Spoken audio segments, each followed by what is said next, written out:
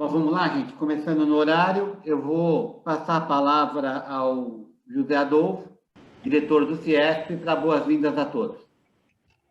Bom dia a todos. Muito obrigado, Dario. Obrigado a todos os participantes pela presença, acho que recorde, né, Dario, nas nossas reuniões. E, além de parabenizá-los pela iniciativa de aprender um pouquinho mais, trocando conhecimentos e talvez ensinando também, eu gostaria de lembrar que o CIESP, e principalmente o CIESP Diadema, nós trabalhamos sob demanda e, portanto, a gente depende da participação de todos. Então, por esse motivo, eu agradeço e tenho certeza que a gente fará eventos com essa amplitude, com uma frequência muito maior. Gostaria de lembrar também que o CIESP, trabalhando sob demanda, conseguiu conquistar uma série de vitórias nesses últimos anos, principalmente aquelas que dizem respeito ao relacionamento nosso como facilitador junto ao poder público. Com isso, a gente tem a questão da CETESB, com uma taxa menor já consolidada, tem a questão em Diadema resolvida, pacificada, da questão do ISS versus ICMS, e ainda, além de benefícios que a gente trabalhou e contribuiu intensamente para que a gente pudesse formatar ou ajudar a formatar alguma coisa que privilegiasse a manutenção da indústria em Diadema. No final das contas, reforçar o convite de participem, estejam conosco, tragam suas demandas, que ninguém faz nada sozinho e às vezes a gente não consegue abraçar todas as causas sem ser demandado por isso. Então, de novo, muito obrigado e eu rogo a Deus que a gente tenha uma boa e produtiva reunião, aula, aprendizados e por aí adiante. Bem-vindos mais uma vez. Obrigado, Dario. Muito obrigado, Adolfo. Reforçar que essa atividade ela está sendo organizada pelo grupo de serviços do CIESP Diadema. É um trabalho que está à disposição de todos vocês, que são soluções, redução de custo, solução de problemas em diversas áreas da indústria, medicina e saúde do trabalho, laudo, a parte contábil e contencioso trabalhista, a parte de segurança, segurança eletrônica e LGPD. Então, tem muita coisa aqui para vocês que vocês podem estar aproveitando, reduzindo custos, em especial nesse momento de pandemia, tá bom? Amanhã teremos uma nova apresentação sobre a participação nos lucros e resultados, regras, negociação, metas e incidências. Para amanhã também já temos um bom público, está superando 60 inscrições, todos estão convidados, tá bom? E sem mais delongas, vou passar a palavra ao engenheiro Marcel, da empresa Biomédica, para que ele assuma a sala e dê início à apresentação. Marcel, a sala é sua. Muito obrigado. Obrigado. Está me ouvindo? Me ouve bem? Obrigado, Dario. Bom dia a todos. Muito obrigado pela participação. Fico muito feliz de ver o quórum, né? Até agora temos 52 pessoas participando. É um tema muito premente, o PGR e o GRO. É algo que vai acontecer e eu fico muito feliz, fico muito satisfeito que todos estejam preocupados como estão. E queria parabenizar e agradecer o CIESP pela iniciativa. Eu acho que sempre trazendo aí temas super atuais e necessários para nós. Então, eu vou me apresentar. Para quem não me conhece, o meu nome é Marcel Scarpim, eu sou o diretor técnico do Grupo Biomédica. Eu sou engenheiro de segurança, eu sou engenheiro mecatrônico formado pela Universidade de São Paulo, engenheiro de segurança formado pela Universidade de São Paulo e MBA também pela Universidade de São Paulo. Eu sou um dos idealizadores e desenvolvedores do Biosystem. Para quem trabalha com a Biomédica e está acostumado a trabalhar com esse sistema, eu fui um dos idealizadores e desenvolvedores dele. Então, eu vou compartilhar a minha tela.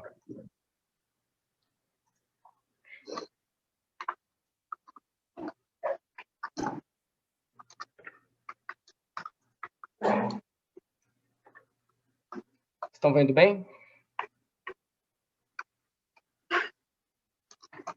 Bem, o tema de hoje é o GRO, o Gerenciamento de Riscos Ocupacionais, e o PGRO, Programa de Gerenciamento de Riscos Ocupacionais. Isso vem de uma série de mudanças desde o início do governo Bolsonaro, com a reformulação das NRs, algumas que já estão prontas e vão entrar juntas em vigor, uma harmonização, porque uma depende da outra, uma ia começar em março, a outra em junho. Então, eles harmonizaram todas para 1 de agosto, que é a nova NR1, que é o PGRO e o GRO, NR7, que é PCMSO, NR9, que era PPRA e agora virou Riscos Físicos, Químicos, Biológicos, a NR17, Ergonomia, e 18, Construção Civil. Então, todas harmonizadas, porque uma depende da outra, todas começarão juntas, entrarão em vigor em 1 de agosto de 2021. Então, espero que seja bastante proveitoso, e como o Dario falou, a gente vai estar sempre disponível para tirar as dúvidas. Eu vou tentar ser o mais didático possível, porque é um tema bem profundo. Vocês vão ver que é bem diferente do PPRA. É o mesmo tema, só que é uma abordagem completamente diferente.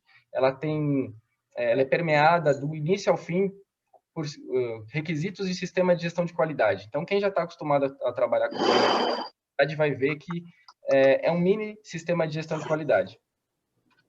Então, eu dividi em 10 tópicos, em 10 etapas, essa explicação. Primeiramente, eu vou falar qual é o escopo e objetivo da nova NR1 para a gestão de saúde e segurança ocupacional, para poder adentrar os conceitos da nova NR1. Ela consta o GRO, o Gerenciamento de Riscos Ocupacionais, e o PGRO. Mas a gente tem que ir um pouco além, porque para poder gerir um GRO e um PGRO de maneira minimamente eficaz, a gente precisa falar de objetivos e política de saúde e segurança, contratados e terceirização, aquisição de materiais, preparação e resposta de emergências e algumas considerações finais minhas. Porque o GRO e o PGRO, a nova NR1, ela não traz um modelo formatado. Ó, olha, esse é o programa, é assim que vocês têm que fazer. Ela não traz isso, ela traz, como qualquer norma de qualidade, o que deve ser atingido. O como vocês vão atingir, o como a gente vai chegar nesse objetivo, é um problema meio aberto. Então, a gente tem que levar em consideração que é um problema multidisciplinar e não é um problema formatadinho, é um problema aberto, em que a gente trouxe aqui nessa apresentação uma solução, a melhor solução que a gente acha possível, mas é sujeita a interpretações, porque a norma, as ISO, elas falam o que a gente deve atingir, mas ela não é precisa no formato como a gente deve chegar nesse objetivo, tá bom? Então, é isso que eu vou tentar abordar aqui. Espero que seja bastante proveitoso. Então, o nosso primeiro tópico é o escopo e objetivo da nova NR1. A nova NR1, ela visa atingir o cumprimento dos requisitos legais de todas as NRs, de toda a parte física, química, biológica, perigos, etc. O atingimento dos objetivos de saúde e segurança. Então, quem está acostumado com o sistema de gestão de qualidade sabe que a gente precisa definir objetivos para depois definir uma política que vai garantir o cumprimento desses objetivos. Então, ela é bem clara nesse sentido. Há de haver a determinação dos objetivos de SSO da organização. E, em seguida, uma política e depois todo um processo que garanta essa política e o atingimento desses objetivos. E a melhoria contínua do desempenho de saúde e segurança. Então, ela é iterativa, né? A cada iteração, a cada ciclo PDCA que a gente rodar, ela tende a melhorar, ela tende a haver uma melhoria contínua da iteração passada para a iteração presente. A gente vai mostrar como isso vai ser medido. Isso é quantitativo agora, não é mais qualitativo. Eu não vou justificar uma melhoria contínua com algum cenário, não, a gente vai ter como medir, a gente vai ter um número, vai haver uma quantificação para cada unidade de trabalho, a gente chega lá. Então, vamos lá. Nosso segundo objetivo, nosso segundo tópico, né, a gestão de saúde e segurança ocupacional. A gestão de saúde e segurança ela é muito mais ampla do que o GRO e a nova NR1. A gestão de saúde e segurança envolve os exames, os terceiros, as permissões de trabalho, os acidentes, as CATs. A gestão de saúde e segurança ela é ampla, ela é abrangente. Dentro dela, a nova NR1 definiu o GRO, que é o Gerenciamento de Riscos Ocupacionais. Então, dentro de todo o escopo de gestão de saúde e segurança ocupacional, tem aquele cara, aquele ator que se preocupa com o gerenciamento de riscos, que é a nova NR1. Bem, a nova NR1, vamos falar sobre ela. A nova NR1, ela foi publicada em 9 de março de 2020. O início da vigência dela, harmonizada com as outras NRs, é 1 de agosto de 2021. Ela foi elaborada com base em 3 ISO. A ISO 31000, 31010 e 45001. Para quem não está familiarizado com essas ISO, a 31000, ela fala sobre gestão de riscos. Sobre gestão de qualquer risco, na verdade. Não precisa ser necessariamente riscos ocupacionais. Então, ela fala sobre qual é um método eficaz de gestão de qualquer tipo de risco. Ela é de 2018, ela é bem recente. A 31.010, gestão de riscos, técnicas para o processo de avaliação de riscos. Ela é de 2012 e ela traz 31 técnicas para avaliação de risco. Entre elas, FEMEA, RASOP, análise preliminar de perigos, não sei qual vocês estão acostumados, mas lá constam 31 técnicas de análise de risco. E a ISO 45001, que é o Sistema de Gestão de Saúde e Segurança Ocupacional, ela também é de 2018, né? Ela substituiu a OSA 18001. Então, a NR1, ela foi feita com base em 3 normas ABNT ISO. Ela traz consigo, ela traz embutida nela todos os conceitos de qualidade. Ela não tem aquele formalismo todo de documentação de auditoria, de documentação de análise crítica, mas toda a gestão dela, para quem já trabalhou com normas de qualidade, toda a gestão da nova NR1 é um mini sistema de gestão de qualidade. Então, qual é o objetivo? O que fica claro quando a gente compara a antiga NR9, PPRA, com a nova NR1 mais NR9, né, Físicos, Químicos, Biológicos? A gente entende que há uma urgência em colocar formalmente a melhoria contínua, porque havia muito documento de gaveta. Então, muito PPRA, muito PCMSO era feito e ia para a gaveta. E não havia a melhoria contínua, o PDCA, as iterações, tudo agora é formalizado e formatado. Então, ficou muito mais fácil para ser auditada pelos auditores fiscais do trabalho a melhoria contínua, a comparação de cenários antes e depois, o que foi feito para melhorar. Então, tudo isso está muito mais claro, já que foi feito com base nas normas ISO. Bem, o GRO, que é o Gerenciamento de Riscos Ocupacionais. O GRO, a gente pode encarar como esse guarda-chuva aqui. Ele abrange todas as normas regulamentadoras. Dentre elas, a NR1 e o PGRO. No que consiste o GRO? Objetivos e política de saúde e segurança. Como eu disse anteriormente, a gente precisa definir quais os objetivos de saúde e segurança da nossa organização, para depois a gente definir uma política que garanta o cumprimento desses objetivos. Então, na gestão, no gerenciamento de riscos ocupacionais, esse é o primeiro passo. Definir quais os objetivos de saúde e segurança da nossa organização. Depois, garantir uma política e os processos todos permeados por essa política. Ele define também, ele requer a estrutura organizacional, a atribuição de papéis e responsabilidades dentro da organização. Quem é o responsável pela gestão ocupacional? Quem é o responsável pela análise de acidentes? Pela departamento de compras, que tem uma interligação muito, muito íntima com saúde e segurança, pelos recursos humanos, toda a estrutura organizacional de responsabilidades da organização.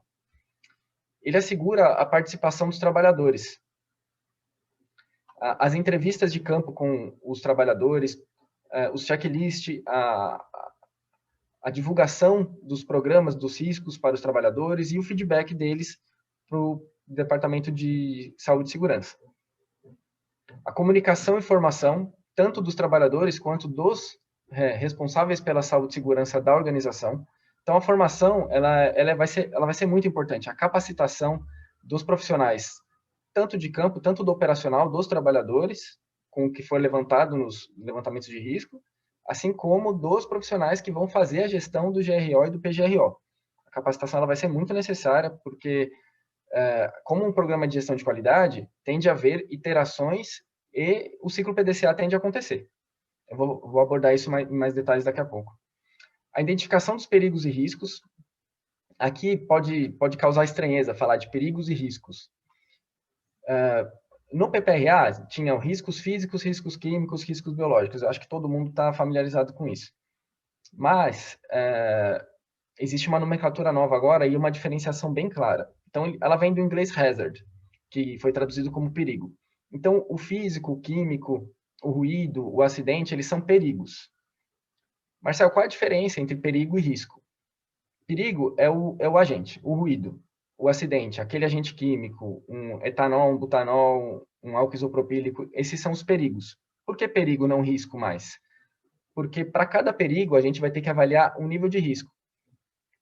Então, a utilização, por exemplo, de um álcool isopropílico em uma empresa pode ser diferente de outra, mas o perigo é o mesmo, álcool isopropílico. Mas o nível de risco é diferente de uma organização para outra. Então, há essa clara diferenciação entre identificar os perigos. Quais são os perigos?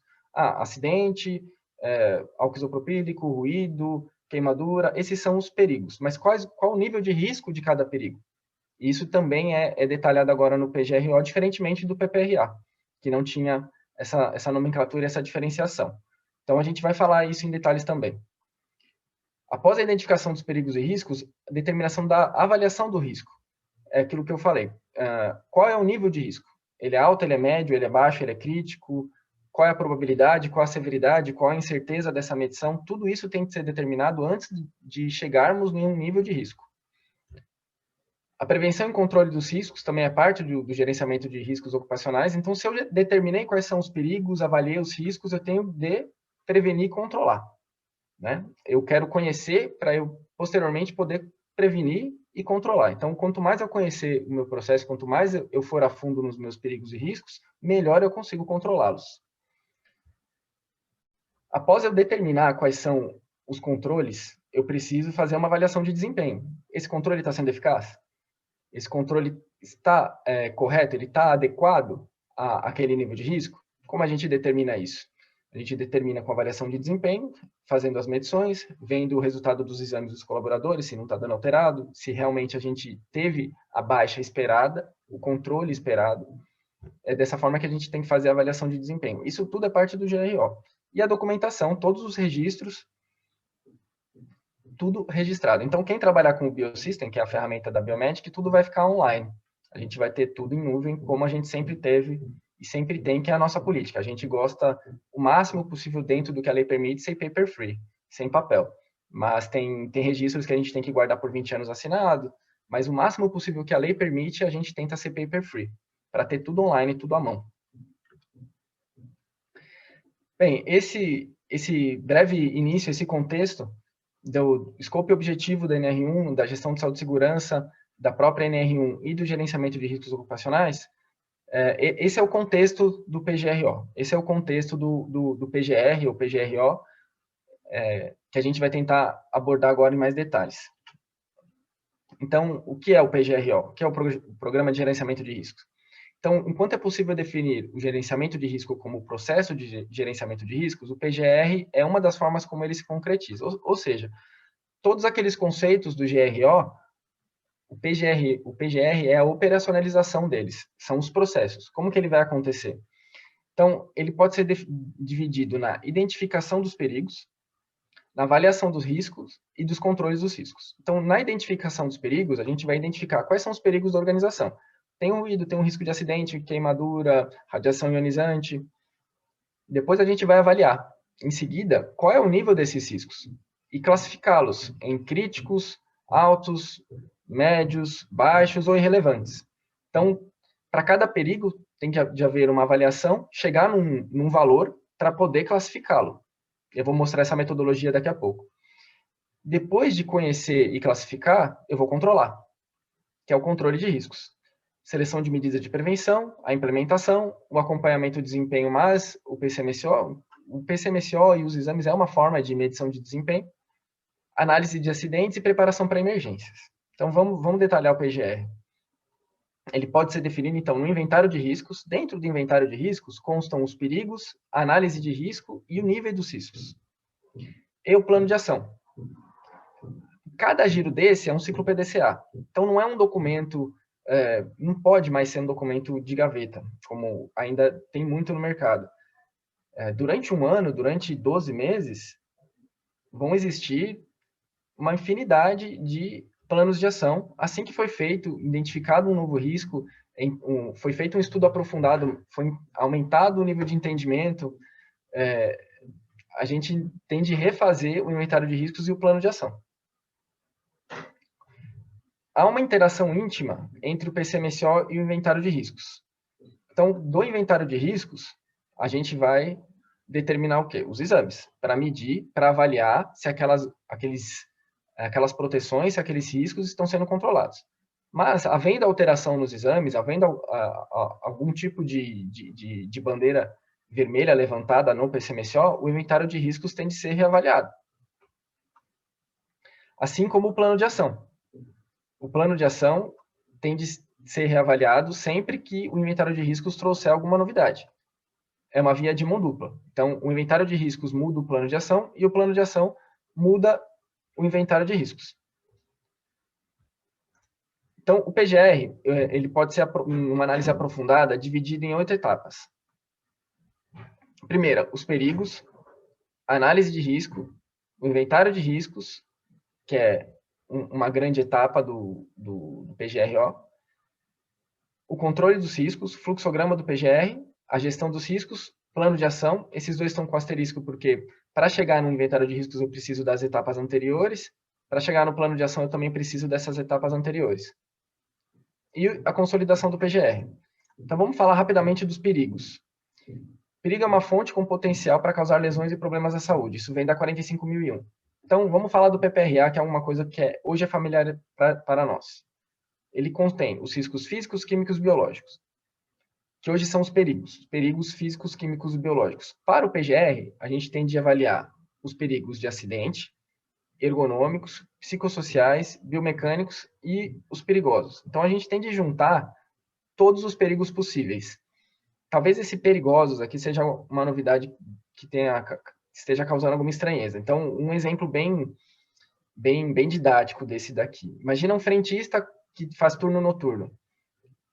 Isso vem lá da Fundacentro. Para esse frentista, tem de ser colocado o perigo de assalto e violência. Então, é nesse detalhe que eles querem que a gente chegue. Isso tudo para chegar no inventário de perigos. Então, físicos, químicos, biológicos, acidentes, ergonômicos, psicossociais, perigosos e biomecânicos. A gente levantou todos os perigos da organização. Depois de levantar os perigos, temos de fazer a análise de riscos. Como a gente faz uma análise de risco? A gente vai pegar o perigo inicial, vamos, por exemplo, falar de um ruído. A gente pega o ruído. Para cada perigo, por exemplo, para esse ruído, a gente tem de determinar a severidade e a sua probabilidade de ocorrência. Multiplicando a severidade pela probabilidade, a gente vai chegar no nível de risco, que ele pode ser crítico, alto, moderado, baixo ou até mesmo irrelevante. Por exemplo, uma gaveta aberta, coisa que nem entraria no nosso PGR, mas ele pode ser até um nível de risco irrelevante. Então, imaginem que para cada um desses perigos, a gente tem de determinar para cada um deles a severidade e a probabilidade. Fazer essa multiplicação para chegar em um nível de risco. Eu vou dar um exemplo da determinação de severidade e probabilidade. Se a gente pegar o LEO, que é o limite de exposição ocupacional, da AIA, por exemplo, da CGIH, né? Essa é uma metodologia da AIA. Se a gente pegar os limites de exposição ocupacional da CGIH, então a gente entende que quanto menor o limite de exposição, mais tóxico e mais mal o organismo faz aquele agente. Parece bem óbvia a correlação. Se ele me faz muito mal, o meu limite tem que ser muito baixo. Eu tenho que permitir o mínimo possível a exposição a ele. Então, por exemplo, o chumbo. O limite dele é 0,05, ele estaria aqui. Por quê? Ele é muito tóxico, ele causa o saturnismo. Então, a gente consegue fazer uma correlação de severidade que quanto menor for o limite de exposição, mais severo é o dano. Faz sentido. Então, por exemplo, o chumbo seria 5, catastrófico, porque ele causa o saturnismo. Mesma coisa a gente pode fazer para a probabilidade. Então, uma vez feita a quantificação, a gente tem um nível de exposição. Se o nível de exposição for menor que 10%, a gente pode falar que a probabilidade é 1, raro. Se ele for entre 10% e 50%, a gente pode falar que ele é 2, improvável. E assim por diante. Até se ele for maior que 500%, é quase certo, porque não tem EPI que vai filtrar aquilo. Não tem ventilação que dê conta desse tipo de exposição. Então, essa, por exemplo, é uma metodologia para a determinação da severidade e da probabilidade para agentes químicos com limite de exposição ocupacional. Então, o que a gente teve que fazer? Para cada tipo possível de perigo, buscar metodologia, buscar bibliografia, né? E foi isso que a gente fez. O departamento de engenharia da Biomed, que foi atrás de bibliografia, de metodologia para determinação de severidade e probabilidade para todos os possíveis tipos de perigos, para poder determinar uma severidade quantificada e uma probabilidade também quantificada. Para quê? Para poder multiplicar a severidade pela probabilidade para chegar num nível de risco. que é o que o PGR determina. E para cada medição, para cada determinação de uma severidade, de uma probabilidade, a gente tem uma incerteza. A incerteza do avaliador, do higienista. Então, vou dar um exemplo bem crasso. Um departamento de digitação, onde eu tenho 10 digitadores e dentre os 10 digitadores, 8 têm lesão osteomuscular de punho. Essa correlação, esse nexo causal, a incerteza é muito pouca, né? Por quê? Tem uma correlação direta com a atividade e a maioria dos colaboradores lá está com essa mesma lesão. Então, a incerteza seria pouca. Mas vão existir cenários, vão existir perigos e riscos e níveis de risco em que a gente vai ter uma alta incerteza na determinação. Então, por que eu preciso determinar essa incerteza? Porque se a incerteza for moderada ou alta, no plano de ação eu tenho que determinar um estudo aprofundado. Então, por exemplo, um departamento de banhos onde não há quantificação. Não foi feita a quantificação. Eu tenho lá um setor de cromeação, de niquelação, que são galvânicos, que notoriamente causam mal à saúde, mal ao organismo, e não há quantificação. Quando o higienista determinar a sua severidade, a sua probabilidade, ele não tem um número. Ele não pode aplicar aquela metodologia que eu descrevi da área. Então, a incerteza é alta. Ele vai fazer a melhor avaliação possível, mas ele vai determinar que tem que ser feita uma quantificação para haver uma reavaliação. Então, a incerteza, nesse caso, 2. Né? Então, para cada perigo, a gente tem de determinar a sua severidade, sua probabilidade e a incerteza na medição da severidade e da probabilidade. Vejam o quão complexo, o mais complexo isso é do que um PPRA. Além do universo sair do físico-químico-biológico para qualquer tipo de perigo, ele ainda tem de determinar, é um diagrama de árvore, né? Para cada um, mais 3, que é a severidade, probabilidade e incerteza. Então, um universo que era desse tamanho ficou enorme, e para cada um deles, mais 3 parâmetros: severidade, probabilidade e incerteza. Uma vez determinada a sua severidade e a sua probabilidade, a gente consegue usar essa matriz de probabilidade e severidade. Ela vem da 31010. Essa metodologia que eu estou descrevendo de avaliação de perigos também vem da 31010, chama APP, Análise Preliminar de Perigos. Então, eu escolhi daquelas 31 metodologias, 2 para constituir o PGR, que é a APP e a matriz severidade e probabilidade, análise preliminar de perigos e essa matriz de probabilidade e severidade. Eu vou entrar com a minha severidade e com a minha probabilidade nessa matriz. Por exemplo, uma severidade moderada, 3, com uma probabilidade possível, 3, vai implicar em um nível de risco alto. A gente vai ter que classificar cada perigo nessa tabela. Depois de determinar a sua severidade, probabilidade e incerteza, a gente tem de inseri-lo na tabela para determinar o seu nível de risco. Ótimo. Então, eu já tenho o nível de risco de cada perigo das minhas unidades de trabalho. Essa daqui é uma metodologia quantitativa para a gente avaliar melhoria contínua. Esse é o IQCT, Índice da Qualidade das Condições de Trabalho. A gente vai pegar para cada unidade de trabalho, vamos pegar cada nível de risco baixo, moderado ou alto. Esse daqui são níveis baixos, níveis moderados, níveis altos. E vamos jogar nessa equação. Então, vamos um exercício rápido. Se eu só tiver níveis altos na minha unidade de trabalho, esse componente vai embora, esse componente vai embora, esse também. Então, vai ficar NA sobre 4NA. Então, se eu só tiver níveis altos na minha unidade de trabalho, vai ser NA sobre 4NA, dá 0,25 vezes 100, 25. Então, o nível mínimo do IQCT é 25, quando todos os níveis de risco da minha unidade de trabalho são altos. Então, ele varia de 25 a... Quando todos os níveis de risco da minha unidade de trabalho forem baixos, esse vai embora, esses 2 também, vai ficar 4 níveis baixos sobre 4N baixo, dá 1 vezes 100, 100. Então, ele vai variar de 25 a 100. Então, por que é interessante eu ter um índice quantitativo da minha unidade de trabalho? Para fazer análise relativa dele com ele mesmo, ao longo do tempo. Então, o nosso objetivo é aumentar o IQCT ao longo do tempo. Então, se houver uma auditoria, um auditor fiscal, me dê uma comprovação incontestável de melhoria contínua nesse departamento? O IQCT, porque para o IQCT aumentar, o nível de risco da unidade de trabalho global tende a baixar. Então, a gente vai utilizar o IQCT para, ao longo do tempo, ir medindo se está havendo melhoria contínua.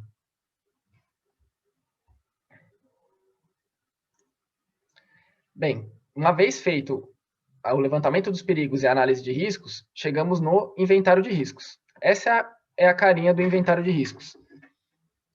Bem, para cada unidade de trabalho. Antes de eu falar do meu inventário de riscos, eu vou falar de unidade de trabalho.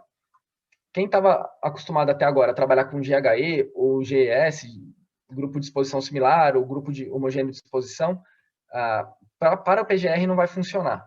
A gente vai ter de quebrar em unidades de trabalho. Por quê? Imagina que eu tenho um GHE, um GS prensa.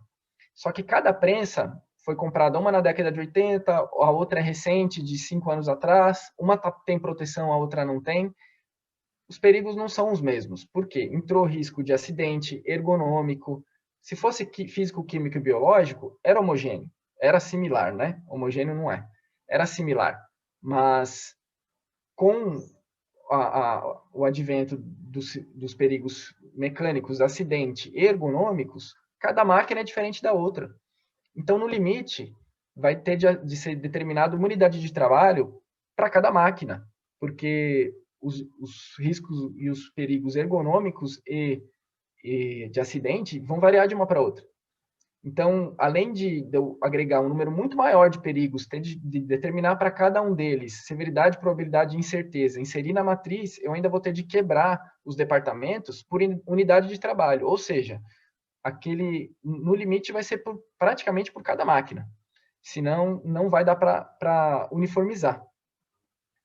Então, entenda o aumento na complexidade da elaboração e do entendimento dos profissionais dessa área.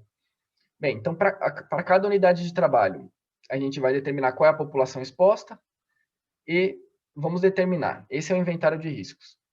Qual é o perigo, suas lesões e agravos, as fontes e circunstâncias, os controles existentes, a exposição, o limite, a sua probabilidade, sua severidade e sua incerteza. Por exemplo, ruído. O perigo é o ruído. Quais são as lesões e agravos? Perda auditiva. Fontes e circunstâncias. Nesse caso, emissão do motor da empilhadeira. Quais os controles existentes? Protetor auditivo tipo plug. Qual a exposição? Nível de exposição normalizado, o NEM, 87 dBA. Qual o limite? 85. Qual é a probabilidade? 2, severidade 4, incerteza nenhuma, porque a correlação é direta. Nível de risco alto. Vamos dar um outro exemplo. Ácido sulfúrico. Quais são as lesões e agravos? Queimadura de pele e lesão ocular grave. Fontes e circunstâncias. Preparação de banhos. Controles existentes. Avental, luva em PVC e protetor facial. Qual a exposição? Uma vez por semana, uma vez por semana, uma horinha. Qual a probabilidade? 1, severidade 3, nível de risco moderado. Então, esse é o inventário de riscos. Para cada unidade de trabalho, que como eu tentei expor, vai ser muito maior do que o número de GHEs que temos hoje. A unidade de trabalho vai ser um número bem maior. Então, para um número bem maior de unidades de trabalho, teremos de inserir um número bem maior de perigos e para cada perigo, sua probabilidade, severidade e incerteza. Vamos dar um exemplo. Então, para o meu inventário de risco, para esse anterior, né? 1, 2 e 3. Ruído, ácido sulfúrico e as névoas aqui. Alto, moderado e alto. Então, o nosso objetivo é trazê-los para baixo. Como? Com as medidas de ação do plano de ações. Então, o plano de ação tem como objetivo pegar esse cara e trazer para cá. Pegar esse cara e trazer para cá. Pegar esse cara e trazer para cá. E o IQCT, essa é a carinha do PGR que a Biometric vai entregar, tá? Então, essas lâminas todas eu já estou tirando do nosso sistema, dos nossos modelos. O IQCT, ao longo do tempo, o tempo está crescendo para cá, ele tende a aumentar. Por quê? Se o IQCT está aumentando, que é o índice da qualidade das condições de trabalho, significa que o nível de risco está diminuindo. Isso é melhoria contínua. Então, a cada iteração dessa, foi realizada alguma medida. E essa medida ela é quantificada, o nível de risco a gente entende e mede que ele abaixou e o QCT muda. Então, o que é isso? Ciclo PDCA, melhoria contínua, gestão de qualidade, gestão de SSO. Ok? Controle de riscos. Então, uma vez feito a determinação dos perigos, análise dos níveis de riscos, é feito o inventário de riscos. Então, conhecemos os níveis de riscos da nossa organização. Agora, a gente tem de chegar no plano de ação, controlar isso. Como que a gente vai fazer? A gente tem de seguir a hierarquia de controles da NIOSH. Antigamente, a gente fazia o quê? Né? O que era praxe nas organizações, que a gente observa por aí, era dado o EPI. Então, existe um nível de ruído, existe um risco de acidente, uma radiação não ionizante, é dado um equipamento de proteção para o colaborador. Dois problemas nisso. Primeiro, é Brasil. No Brasil, ao dar um EPI, a organização tem de treinar, fiscalizar, orientar, e caso o colaborador, mesmo treinado e instruído, não utilize esse equipamento, pode implicar em um passivo de insalubridade. Um detalhe só, que insalubridade e periculosidade no mundo só existe no Brasil. Né?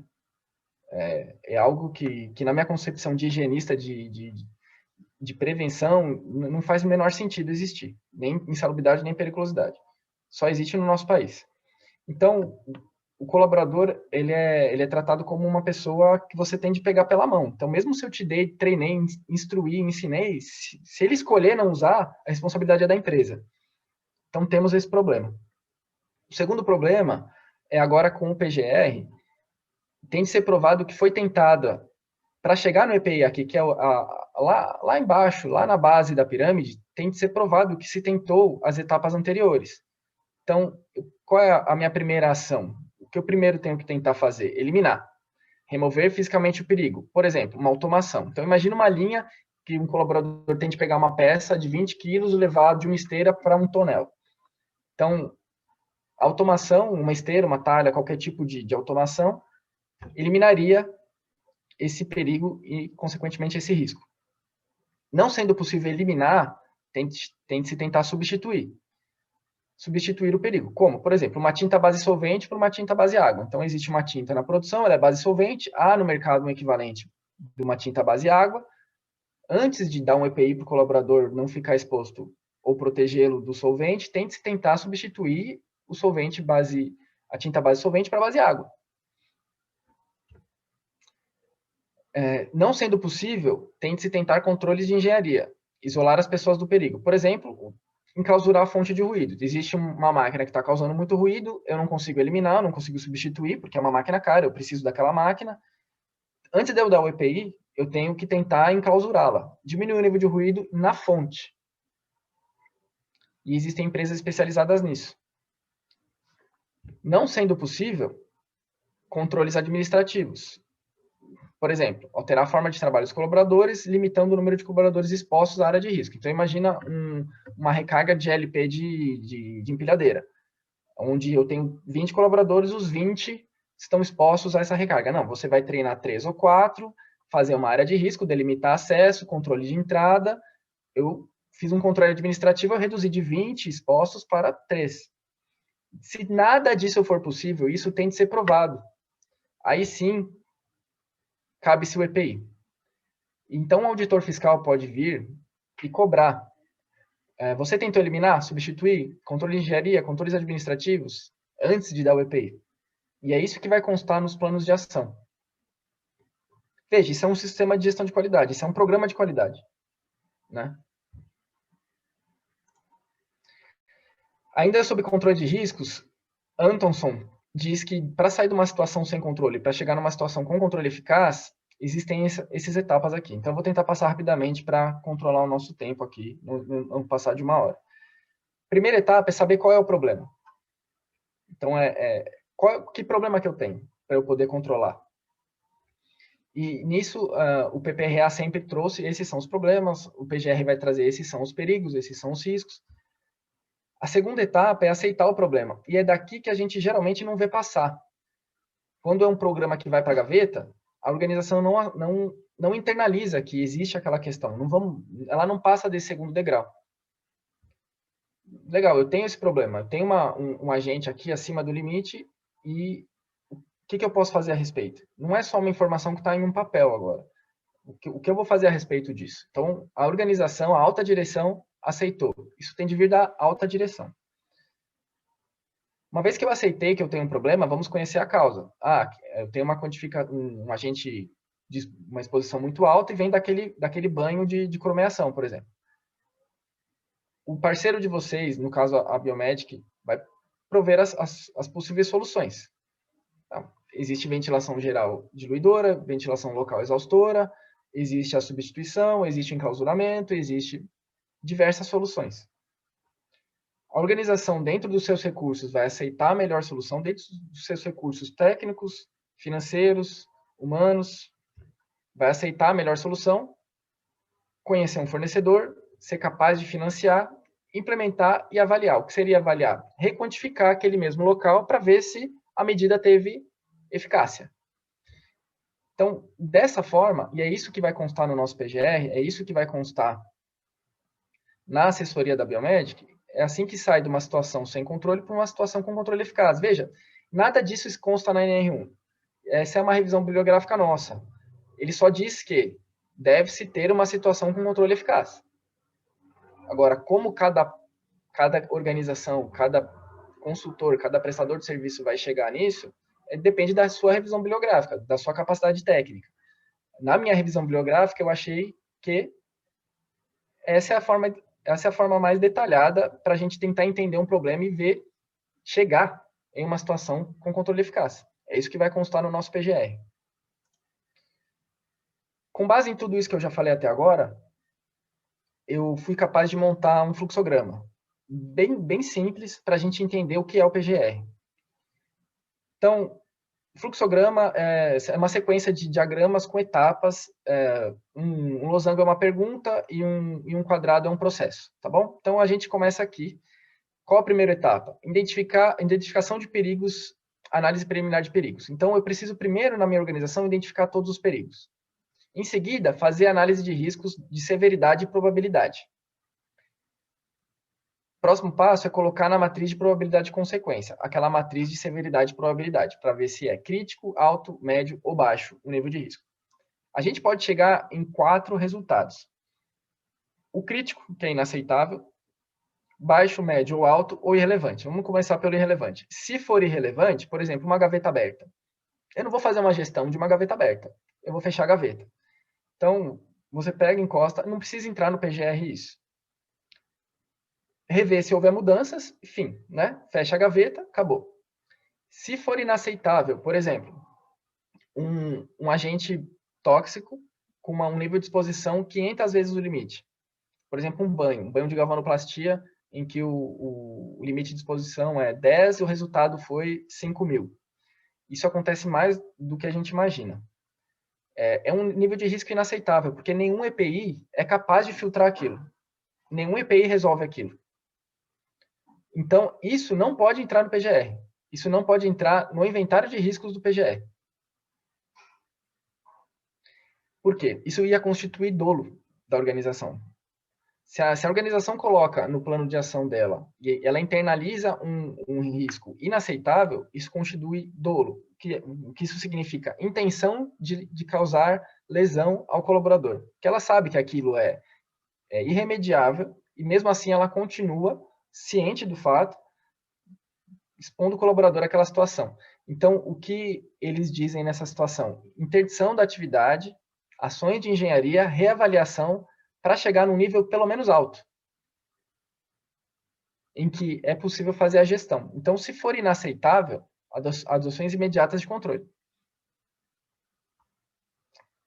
Para reavaliar e para baixar pelo menos para alto esse nível de risco crítico. Se ele for um risco baixo, médio, alto, aí sim tem gestão. A gente não faz gestão de risco irrelevante, nem de risco crítico inaceitável, porque é impossível fazer a gestão desse tipo de risco. Tem de diminuir aquela exposição, não tem como como filtrar, não tem como proteger um trabalhador naquele tipo de situação. Por isso que ele é inaceitável. Se for baixo, médio ou alto, ele vai ser objeto do plano de ação do PGR. Vão entrar ações, vai acontecer todo aquele ciclo PDCA para esse tipo de risco. Onde está o PDCA? Está aqui. Ele entra no plano de ação, é feito o controle dos riscos. Depois de feito o controle, é feita a nova análise. Então, aqui está o PDCA, nesse ramo do fluxograma. Gestão dos riscos. É muito importante que a alta direção esteja engajada no PGR e no PGRO. Por isso que a gente diz e reforça para passar esses treinamentos, o CIESP está gravando esse webinar, passar para a alta direção ver, porque sem a alta direção não vai acontecer. Por mais que os profissionais envolvidos tenham boa vontade, tenham capacitação, a alta direção ela tem de estar totalmente engajada e envolvida nesse processo. Porque sem eles não dá para ocorrer, sem o engajamento da alta direção não dá para acontecer as iterações. Porque para cada iteração, eventualmente vai necessitar de recurso financeiro, humano, material, e tem de vir da alta direção. Para cada iteração, haver melhoria contínua e, ser possível, rodar o ciclo PDCA. Planejar, fazer, checar e agir. Bem, após passar pelo controle dos riscos, pelo fluxograma e pela gestão, a gente consegue finalmente falar do plano de ação. Como é que vai ser o plano de ação? Essa é a carinha dele. Vão constar os objetivos, a descrição, os indicadores de resultado, os responsáveis, o prazo, recursos humanos, materiais, financeiros e se foi implementado ou não. Então, por exemplo, elaboração de mapa de risco é um objetivo. Descrição, elaboração do mapa de risco pela CIPA. Indicador de resultados, não conformidade, ou seja, existir um mapa de risco. Quem é o responsável? O presidente da CIPA, esse é o prazo, quais os recursos humanos, materiais e financeiros? Humanos, somente os membros da CIPA, e se foi implementado ou não. Agora, esse é outro exemplo, reduzir as exposições a névoas alcalinas na unidade de trabalho de banho. Então, é aquele exemplo que eu estava falando, tem um banho e a exposição está muito alta. Qual a descrição do objetivo? Instalação de um sistema de ventilação local exaustor, aquele que vai na fonte captar. Indicadores de resultado. As novas quantificações, as exposições têm de ser menores que o limite de exposição, ou seja, ficar abaixo do limite de exposição. Quem é responsável? Uma equipe externa, existem empresas especializadas nesse tipo de trabalho. O prazo, recursos humanos, equipe externa, materiais e financeiros. Sem o engajamento da alta direção, isso não vai acontecer. Por isso que é necessário que eles entendam, estejam engajados e fazendo parte. E se for implementado sim ou não. Vejam, até onde a Biomedic pode ajudar? Até onde a gente pode fazer? Até aqui. Objetivo, descrição, indicador de resultado. Quem vai fazer o prazo, o orçamento, quem vai implementar daqui para cá, quem tem que alimentar isso é a empresa. Então, diferentemente de uma área contábil, de um consultor contábil, em que a gente junta o documento, manda para o contador, ele faz e dispara, é um fluxo linear.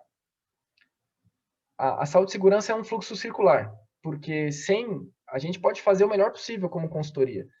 Se não houver a determinação de um responsável, um orçamento, a determinação de quem vai fazer, quando, como, dentro da organização, que a gente não pode chegar na organização, você vai fazer isso, vai custar tanto, eu quero o cheque, não dá. Então, é feito a 4 mãos, ele é circular.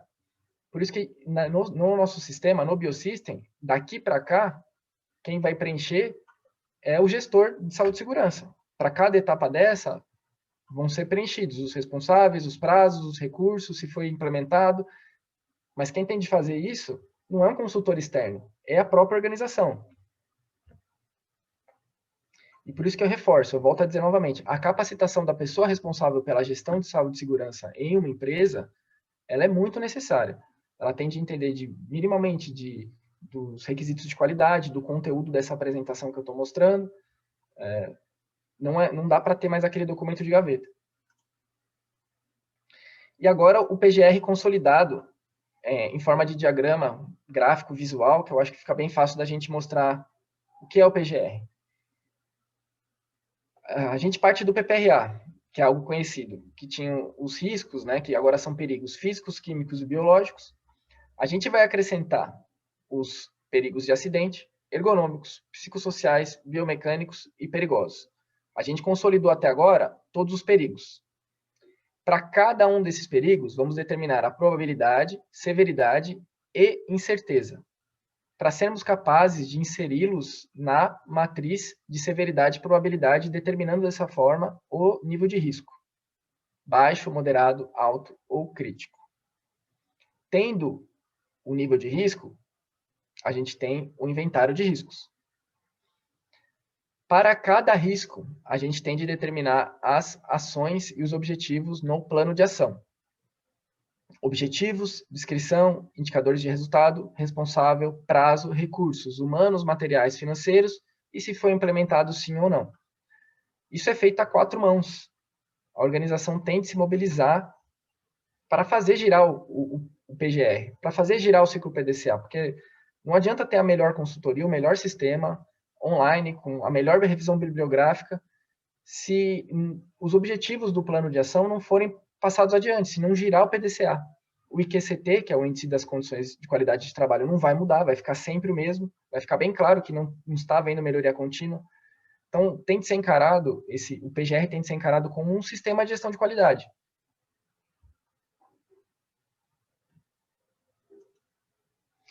Bem, voltando no nosso índice original, objetivos e política de saúde e segurança, no nosso PGR, nós já trazemos objetivos e uma política para servir como modelo para os nossos clientes, para as organizações. Então, uma vez definidos os objetivos, é feita uma política que garanta o cumprimento e o respeito a esses objetivos. Tudo isso também é necessário, faz parte do GRO e do PGR. Sobre contratados e terceirização. Tem de haver uma harmonização entre o PGR do contratado e da organização. O que eu quero dizer com isso? Se a organização vai receber, por exemplo, um prestador de solda, ele vai fazer uma solda. No PGR da organização, para aquele intervalo que aquele colaborador, que aquele terceiro tiver presente em seu estabelecimento, tem de constar os riscos da solda, que são a radiação, os fumos, o risco de acidente, tem de constar no PGR da sua organização. Assim como os riscos da sua organização têm de constar no PGR do terceiro. O terceiro tem de possuir um PGR. Vocês têm de pedir ao terceiro cópia do PGR e arquivar. Então, por exemplo, se ele for fazer solda em um setor de banho, de galvanoplastia, de banhos ácidos, no PGR do terceiro, além da atividade de solda dele, tem de constar também os riscos do banho. Então, assim, de maneira que se a gente pegar os dois PGRs, né, seja a união dos dois durante aquele determinado tempo naquele setor. Então, tem de haver uma harmonização entre o PGR do terceiro e do estabelecimento. Sobre a aquisição de materiais. Então, vejam, qualquer material novo, qualquer insumo novo, qualquer substituição de insumo vai impactar no PGR. Sempre impactou no PPRA, mas agora vai ficar bem evidente, até porque o SPED daqui a pouco começa a cruzar as notas de materiais de compra e se está constando no E-Social, que o E-Social é quem cuida disso do SPED. Então, vai haver esse cruzamento. Você comprou aqui ácido sulfúrico, mas não está constando ácido sulfúrico no seu E-Social. O que está acontecendo? Né? A gente entende que é nesse ponto que o governo quer chegar. Então, se o departamento de compras substituir algum insumo ou comprar um insumo novo, eu acredito que o correto é antes ter uma conversa com a saúde e segurança para entender os impactos. Então, por exemplo, tem uma tinta que ela tem um preço mais atrativo, porém, ela é uma tinta base solvente. Hoje, a organização usa uma tinta base água. O estudo tem que ser global, não pode ser só da tinta. Tem que ser a tinta, mais as insalubridades que eu vou ter que pagar, mais os EPIs, porque é um estudo global agora. Porque tudo vai estar correlacionado. Então, o Departamento de Compras, Recursos Humanos e Saúde e Segurança tem de conversar muito intimamente para avaliar os prós e os contras de forma global. O item 9, preparação e resposta de emergência, ele também faz parte do PGR.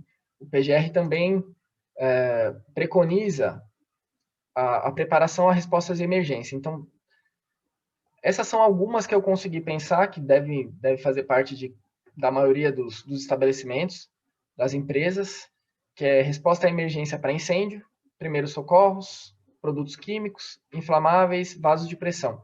Mas cada organização vai ter os seus cenários de emergência, de preparação em emergência. Isso é um anexo do PGR. Então, qual é o plano de evacuação diária, qual o seu plano de emergência para incêndio, primeiros socorros, quem está treinado, se houver um vazamento de produto químico, qual é a nossa tratativa para inflamáveis, tem DIC, não tem DIC, tem produto para abafar se houver algum tipo de incêndio, os vasos de pressão, qual é nossa área de segurança.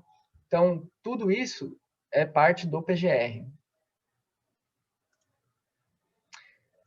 E a gente tem aí 3 minutos, então, algumas considerações finais minhas. Eu acho que tudo isso, toda essa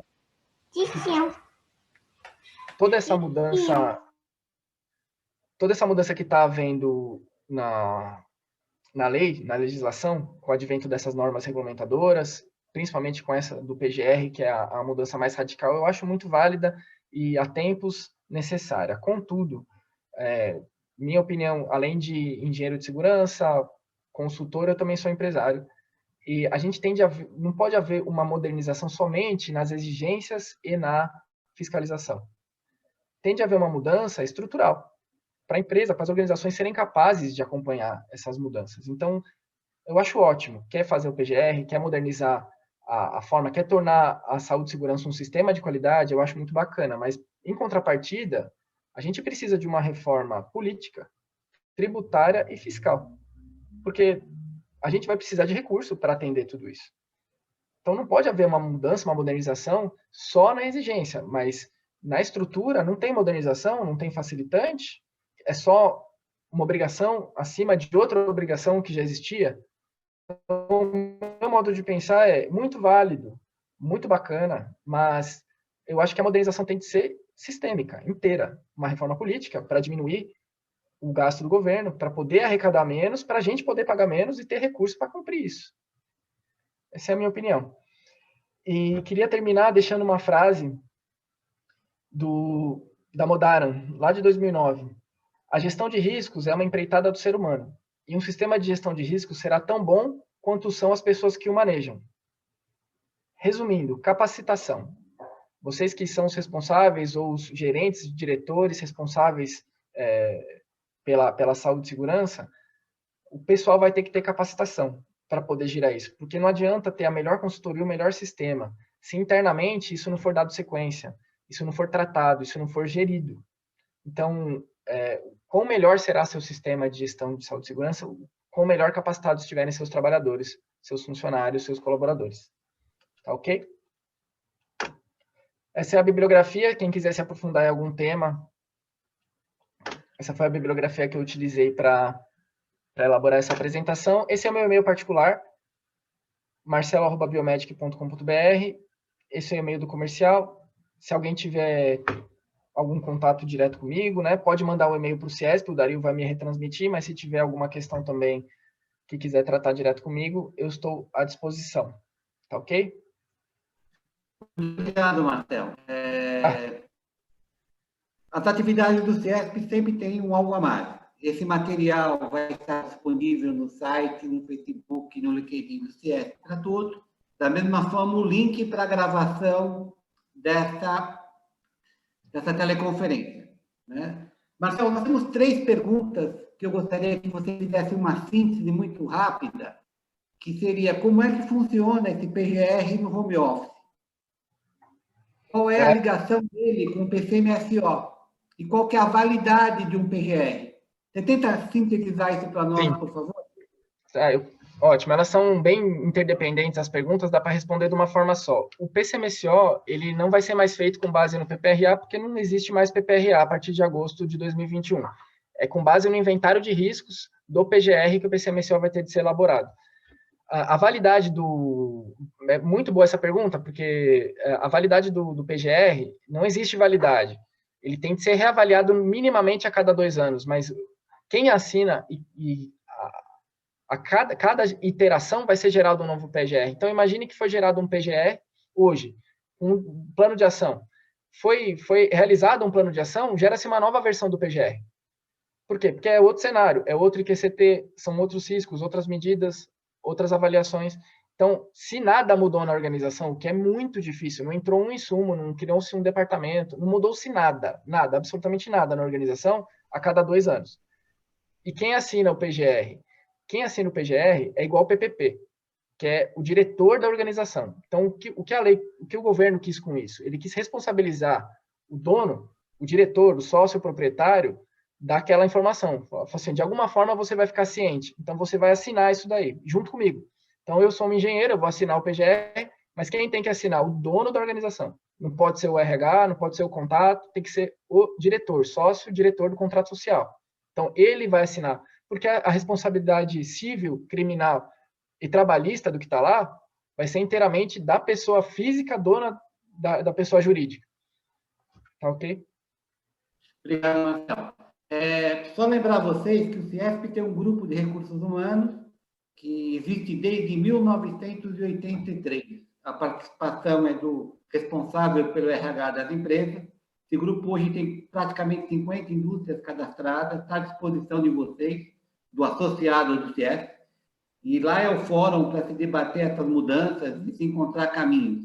Podemos também montar um grupo de técnicos de segurança do trabalho. Então, se vocês tiverem interesse disso, mandem um e-mail para esse e-mail que eu coloquei no chat, declarando a sua intenção, e a gente logo no início do ano tenta formatar isso. Chamo o nosso diretor Adolfo. Adolfo, a palavra está com você. Obrigado para todos. Muito obrigado, Marcel. Eu não sei se eu brigo com você, eu só te parabenizo. Minha cabeça acredito que como a de todo mundo.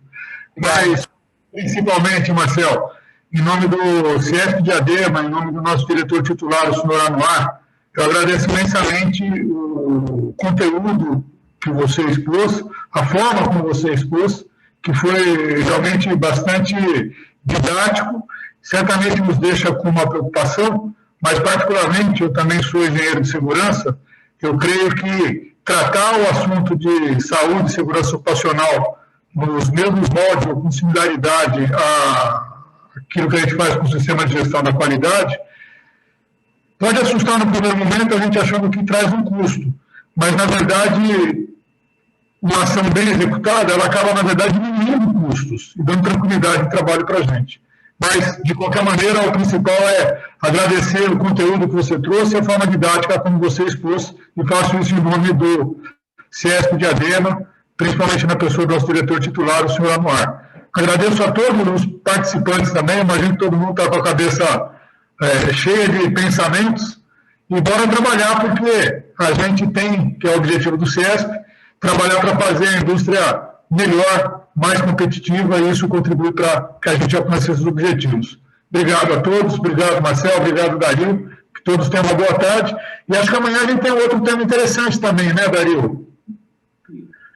Amanhã, espero todos amanhã, 10 horas, participação nos grupos de resultados, negociação, metas, incidências, uma bela clareada depois dessas tantas mudanças que tivemos nesse ano por conta da pandemia. Até amanhã, abraço no coração de todos.